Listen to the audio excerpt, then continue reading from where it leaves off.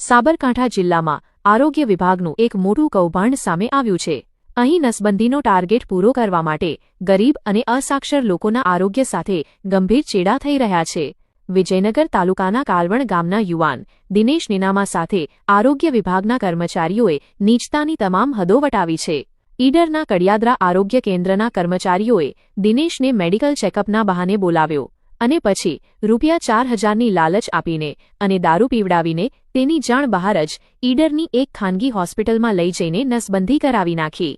આ નસબંધીના ઓપરેશન બાદ દિનેશને તેના ગુપ્ત ભાગમાં ગંભીર ચેપ લાગ્યો છે। હાલત બગડતા તેને સારવાર માટે હિંમતનગર સિવિલ હોસ્પિટલ ખસેડવો પડ્યો છે। આ કૌભાંડ ફક્ત એક નસબંધીનો મામલો નથી, પરંતુ આરોગ્ય વિભાગ દ્વારા ગરીબ અને અસાક્ષર લોકોનું શોષણ કરવાનો એક મોટો કિસ્સો છે। દિનેશના પરિવારે આ મામલે જવાબદાર લોકો સામે કડક કાર્યવાહીની માંગ કરી છે। શું તંત્ર આ કૌભાંડમાં સામેલ ગુનેગારોને સજા આપશે? ગુજરાતનું ગાંધીનગરમાં બેઠેલું આરોગ્ય વિભાગ આ મામલે શું પગલાં લેશે તે જોવું રહ્યું।